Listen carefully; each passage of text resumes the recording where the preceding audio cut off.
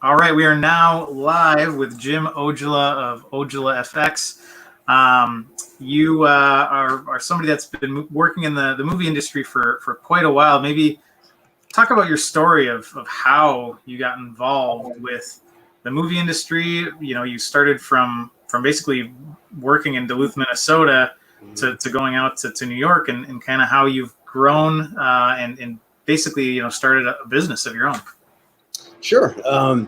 So I was in Duluth, and I was working as a medical records clerk and a maintenance man at night, and then I discovered public access, and some friends of mine, and we started like a horror comedy show, My Three Scums, in Duluth at public access, and it kind of started everything. Like we started to develop our love for filmmaking and how to invade people's homes through public access, and discovering love and hate from fans. I mean, we had the police chief of Duluth at the time tried to shut us down. The mayor tried to shut us down. We were getting death threats. I mean, but to like 19-year-old punk rock kids, like that's the greatest thing you could ever receive. Yeah, I actually had friends in high school. I didn't know about this until afterwards, but they had mentioned that they were fans of the show, and they didn't know that, you know, I was related to the person that made it. So that's very cool. So for those that don't know about My Three Scums, what was the reason that people were upset about it, and why they were trying to shut you down?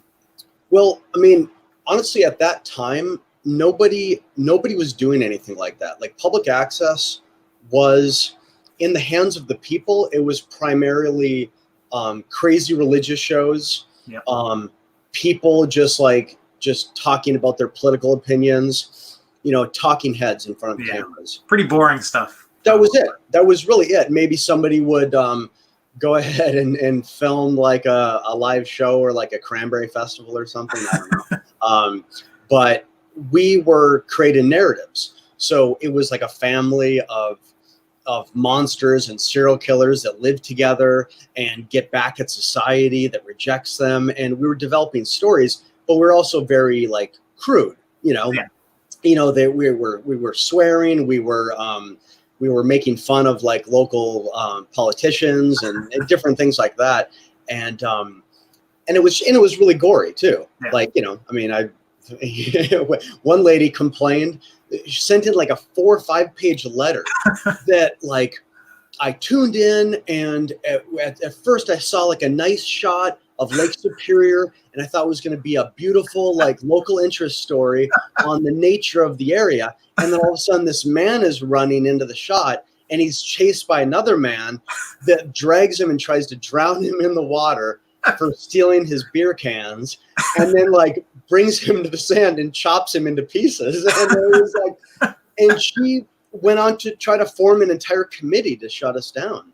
It's funny because she obviously watched like quite a bit of it. Like she could have turned the TV and, you know, changed the channel. But right, you could totally change the channel. It's the same thing, and this is before YouTube or anything like that. Yeah. So the only thing like this that existed at the time was public access. Yeah. So what a great vehicle to develop your just love for storytelling. And, yeah. So how do you go from this public access world now to the bigger movie and TV?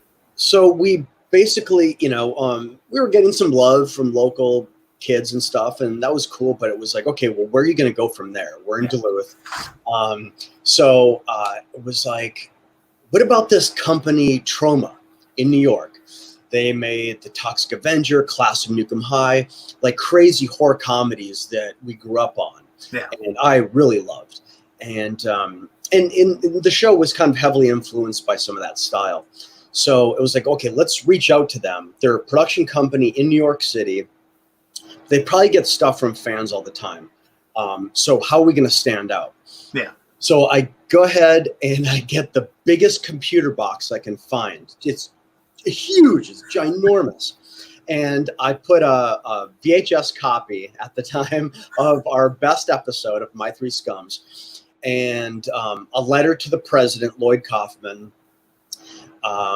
and basically fill the rest of the box up with flyers from the show, and then helium balloons. It Nice. says, "I love my three scums" all over it and all that stuff.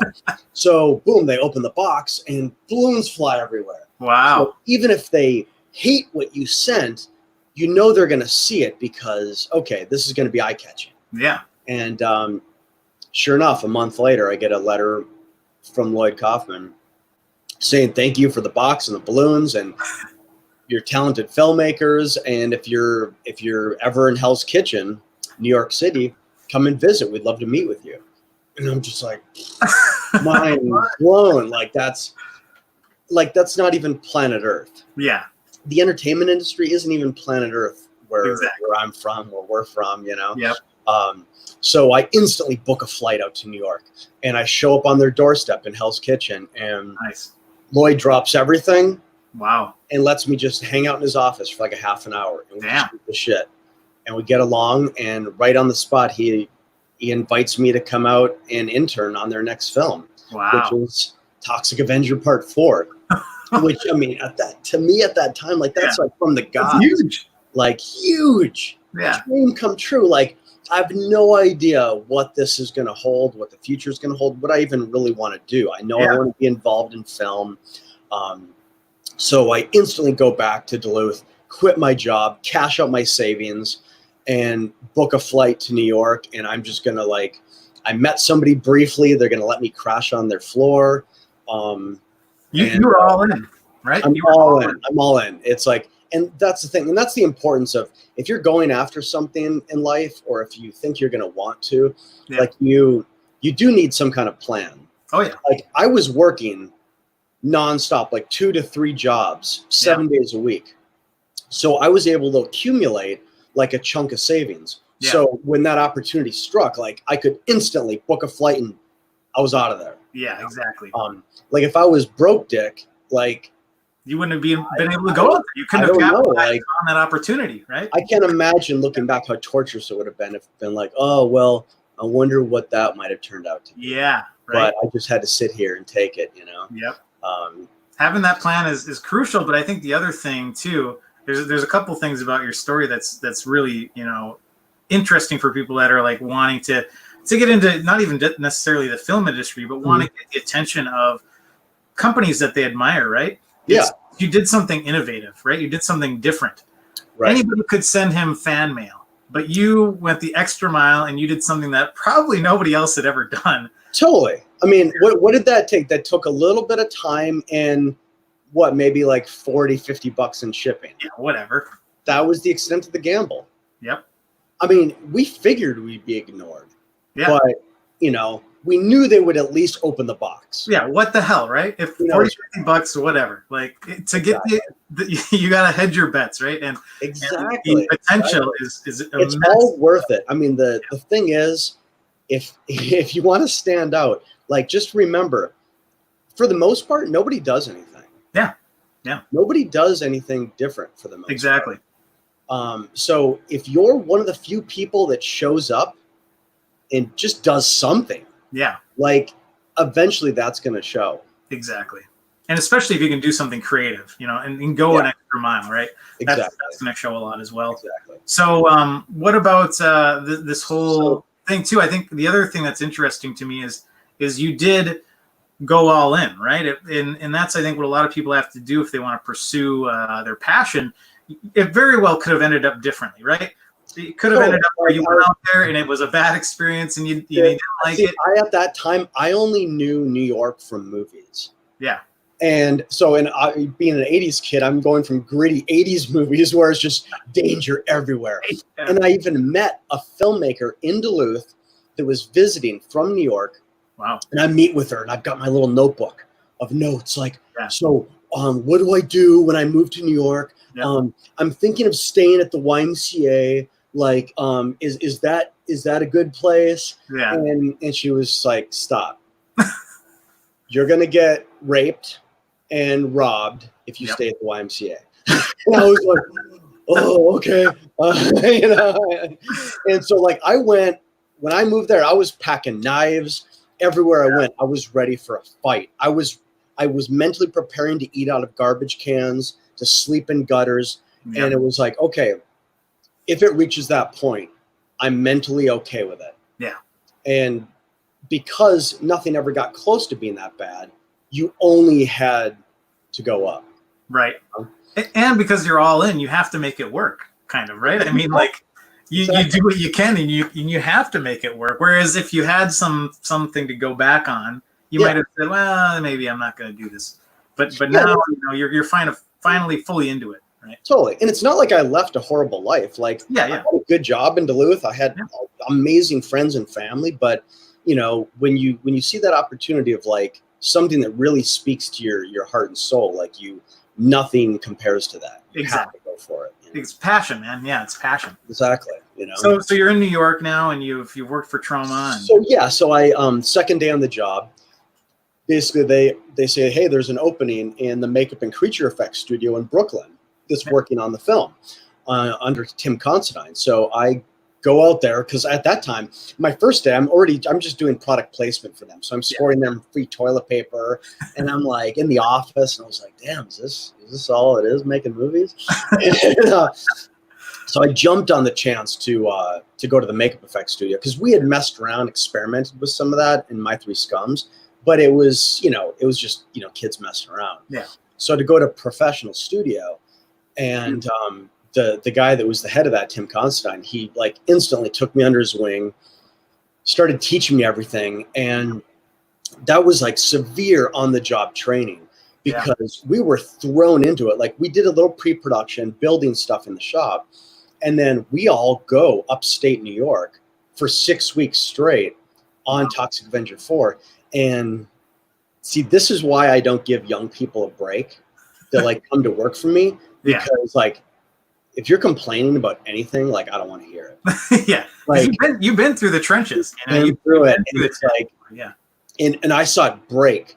I saw it break about half the people. Yeah, like into pieces. Yep. I mean, we were averaging 20-hour days, 20-hour shoot days. Maybe you'd get 3 to 4 hours tops of sleep a night. Yeah. People are cracking up because especially like nobody worked as hard as the makeup effects team. Yeah. Because they had to be the first ones there in the morning and they were the last ones to leave. Yep. And I mean, massive prosthetic makeups, tons of gags. Yep. I mean, you're going constantly. You have to love it. You have to love it. You're being screamed at. You're filthy. I mean, some of the guys are. I mean, everybody was like sleeping on floors. They're filthy. I mean, people are shitting in paper bags. You're eating week-old bagels. I mean, it was like hardcore boot camp. For sure. But also, like the director Lloyd, like he would invite people too. Like he might just be looking at a scene, and then he would just like look to you and be like, "What do you think?" And you're like, "Oh, well, what if you did this?" Or you throw in a line, and he'd be like, "Oh, that's funny. Yeah, that's good." And he would like allow collaboration right there on the spot. That is awesome. Which, like, I mean, I haven't really seen that since. It was pretty amazing. That's really cool. So everybody really felt involved. So you felt kind of ownership. So you were proud of what you were doing, even though it was like this, despicable, super offensive stuff. And we were like, and it kind of reminded me of the Scums days, like to another level, because we were like, I mean, it was crazy. Like stuff. You actually had a budget now. they're getting bomb threats at the production office from locals. I mean, it was crazy. I think that goes to show leadership too, right? I mean, the fact that he was allowing you guys to collaborate, it boosts morale, especially when you are. He knew it was a hard incredibly long hours. That's one of the ways to kind of keep people involved. Yeah. So you don't have people just like leaving and like, I can't, I'm not making any money anyway, and I'm killing myself for nothing, and I'm not being appreciated. People get moving. Exactly. But so that experience wraps up. Before the film is even done, Tim, my boss on that, he invites me to basically be a full-time assistant in his effects studio right after that. Nice. So as soon as we finish that up, I'm helping to make caveman prosthetics and teeth for Ben Stiller for the cover of Rolling Stone magazine. Wow. And then got to work on some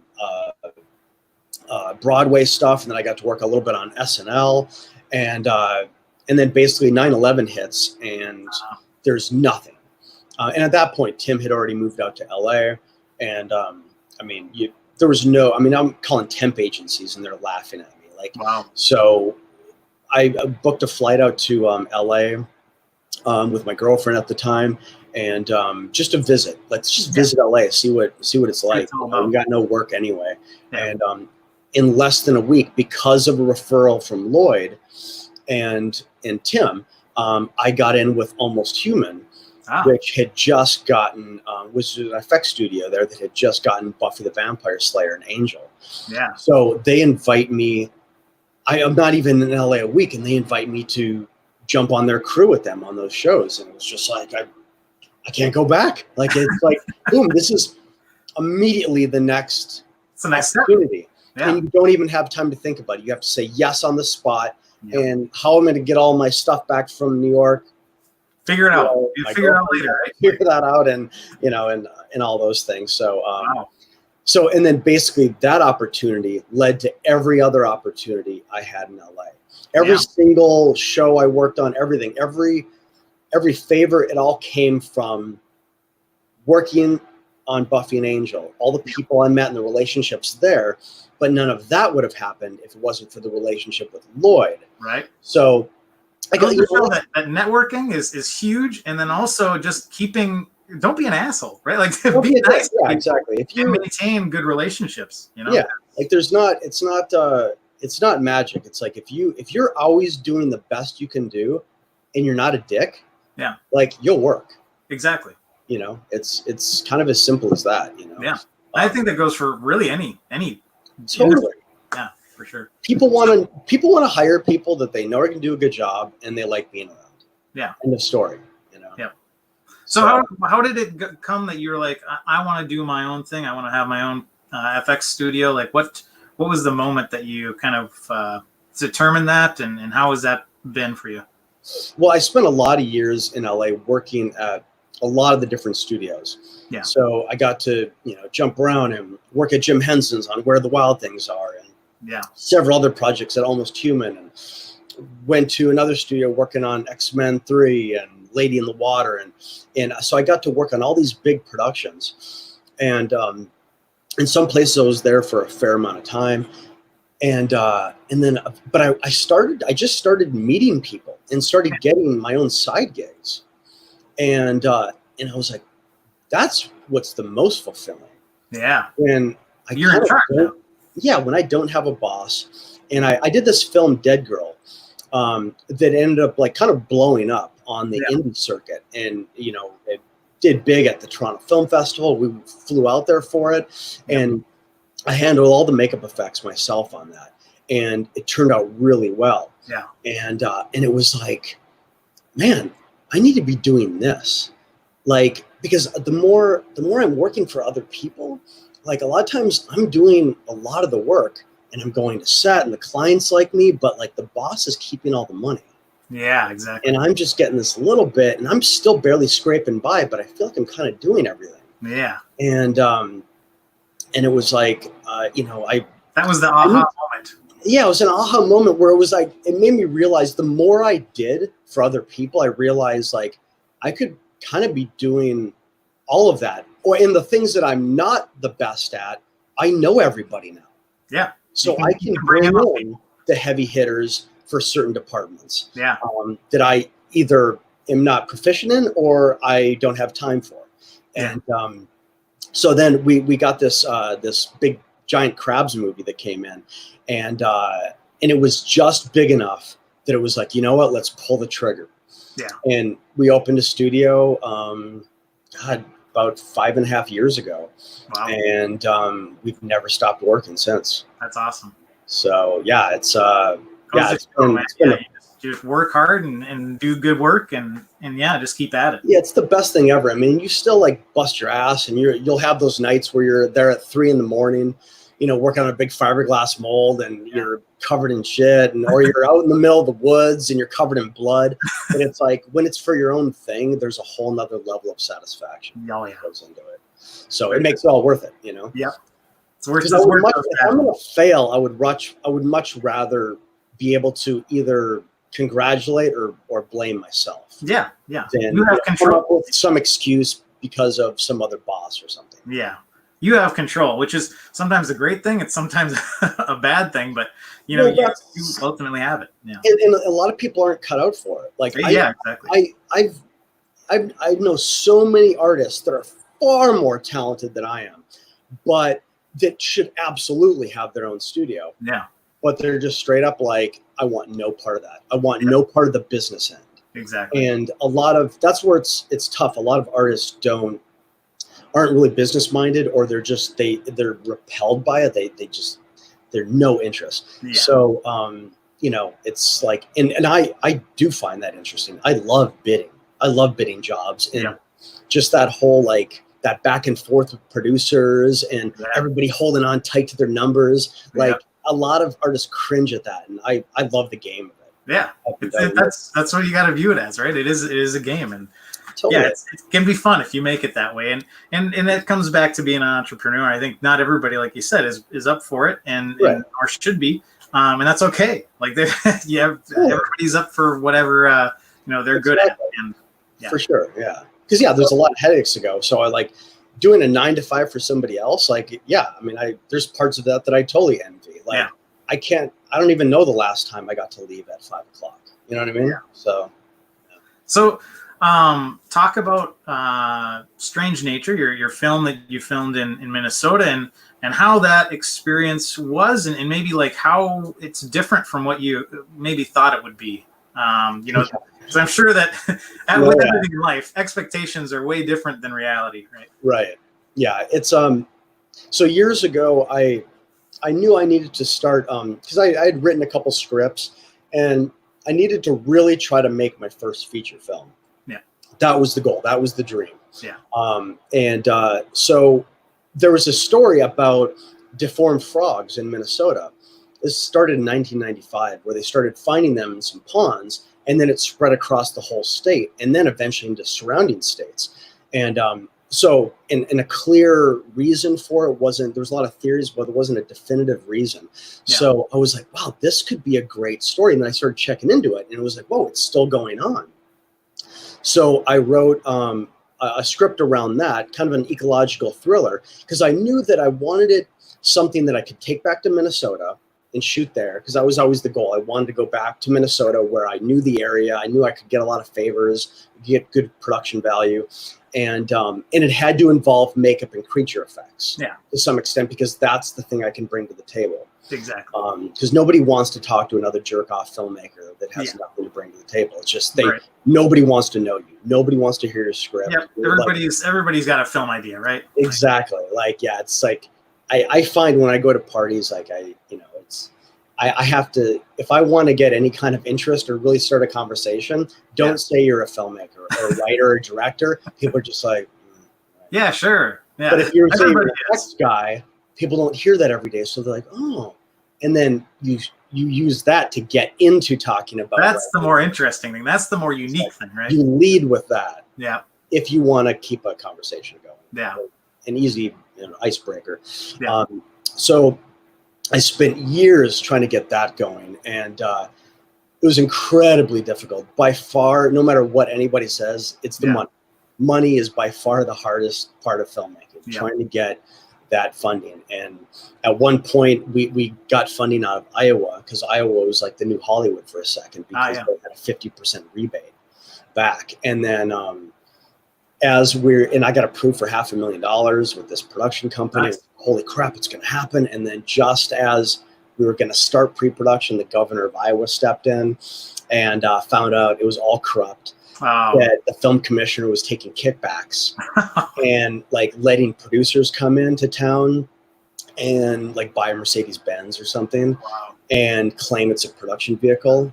And now the state of Iowa owes that producer 50% back on this bullshit expense. Oh my God. So the state was on the hook for like over $3 million in BS expenses. So everything got shut down. All the dreams went away.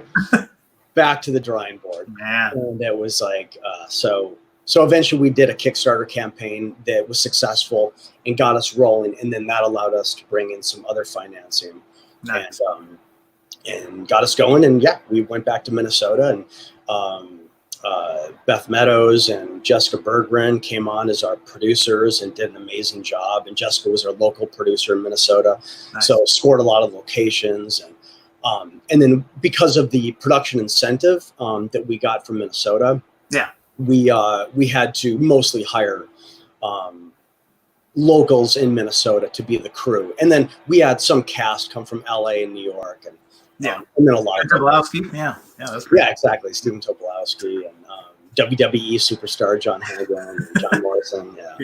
So I think that's a really another great testament too. Is if you do have this dream, like don't give up on it.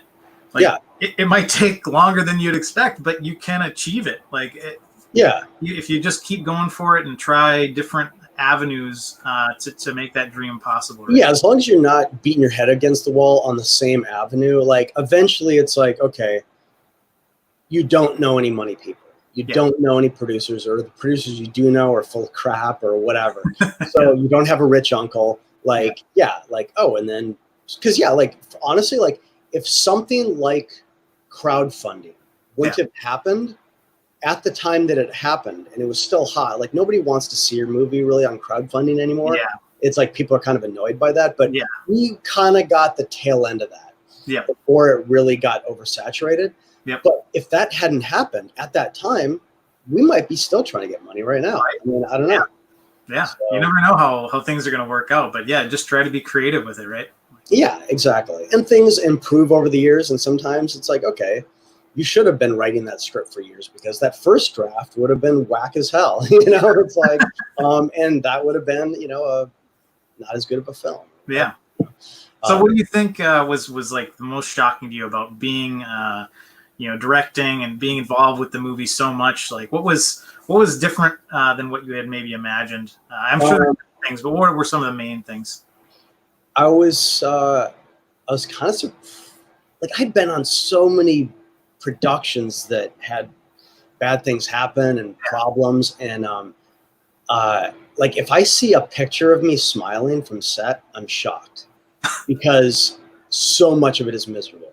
Like it's just, to any budding independent filmmakers out there, like your job as a director on an indie set, like a truly indie set like that, especially with a lot of locations, a lot of characters, is just apologizing. You're just apologizing and begging, and it's just like it beats you up. And like, I mean, it's just so many things you don't expect. We had an actor try to blackmail us for money.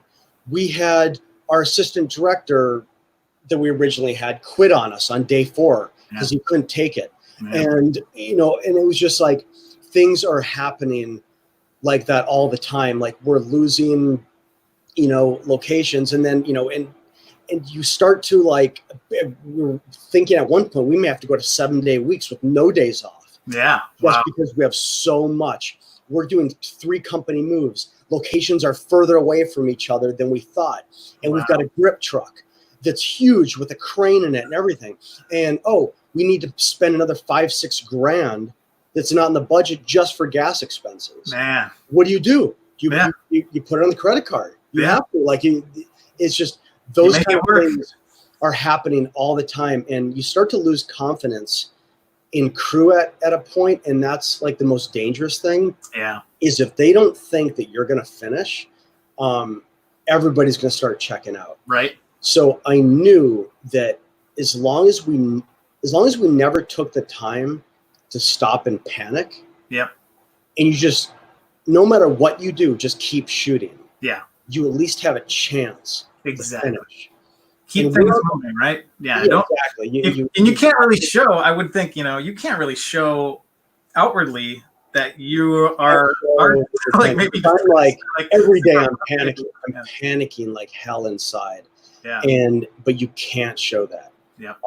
And you have to figure out the psychology. Different actors have different psychologies. So you have to be this guy for this person and this guy for this person. And you have to do it privately, which takes time. And it's just, and then all of a sudden certain actors have different feelings about each other and how a scene should play. And then you have to have a therapy session with those actors privately to bring them together.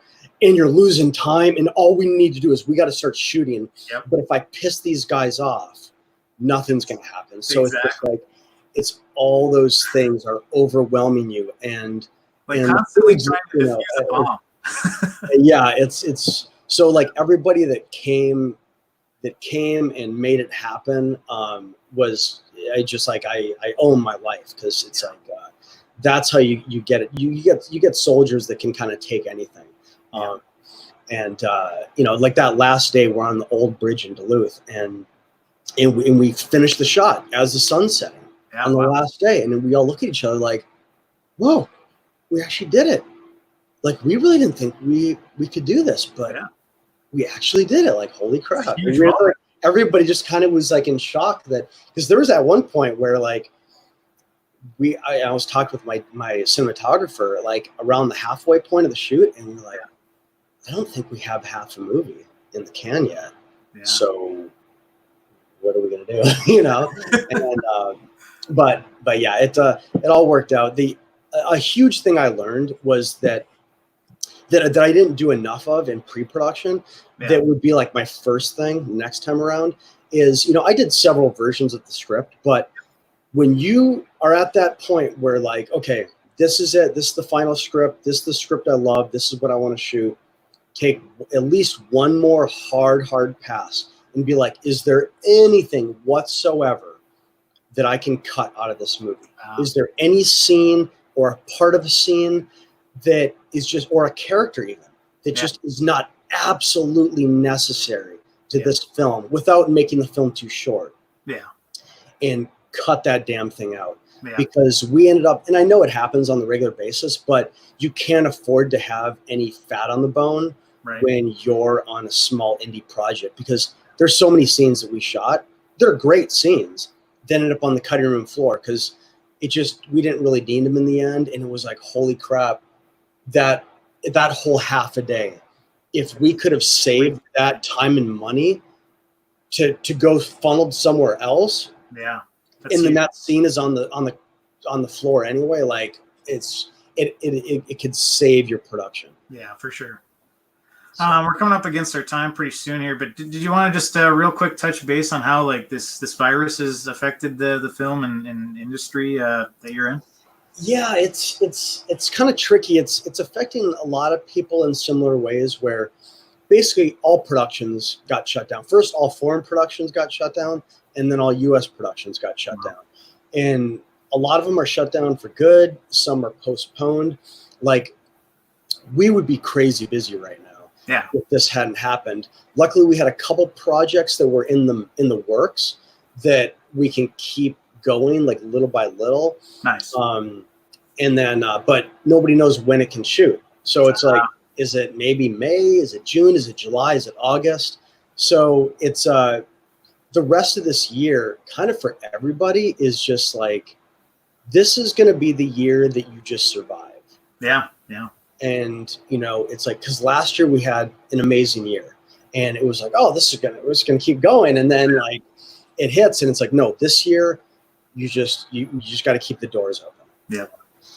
So I think it goes for everybody, right? Every business, I think, everybody, especially smaller businesses too. Smaller businesses, yeah. Like, I can't imagine. Like, I mean, we have like famous old amazing restaurants and diners and stuff in LA. That have already shut down for good because they know they can't bounce back.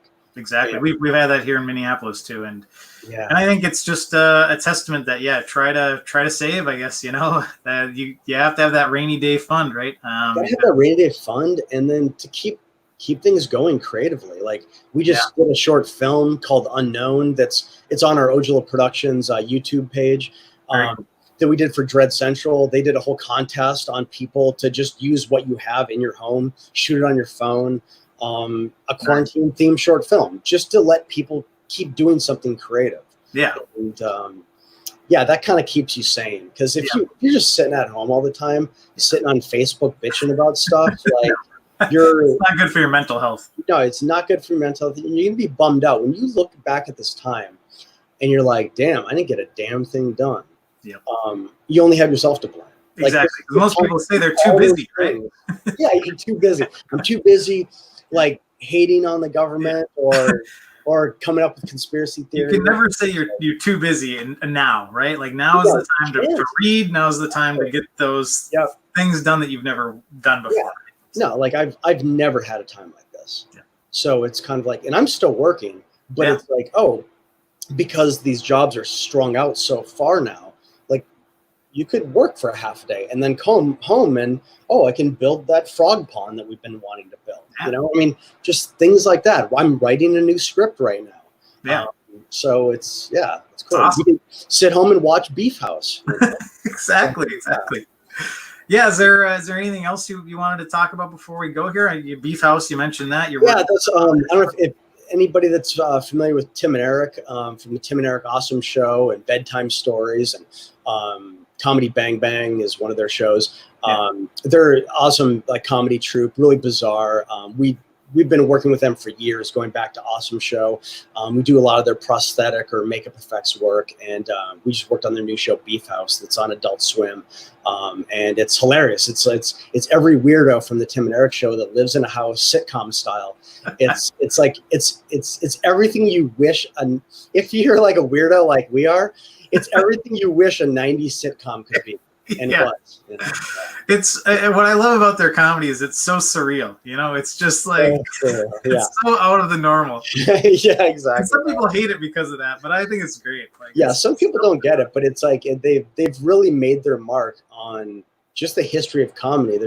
They're doing something different than you haven't really seen people do before. And I love it. I'm so glad we're a part of it. You know. Yeah. I like that they get legitimately weird people to just be on their show too, right? Totally. Because the great thing about them is half of their people are just like weirdos they picked up from the public access days. That's awesome.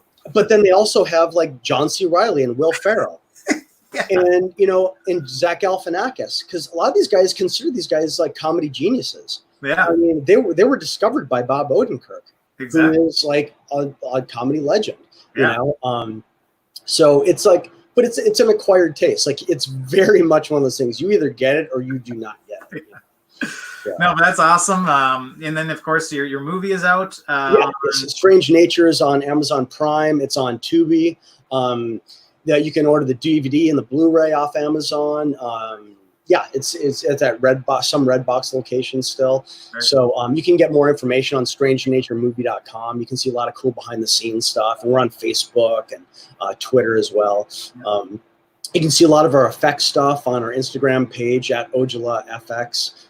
It's also Ojala Productions, Ojala FX Productions on Facebook.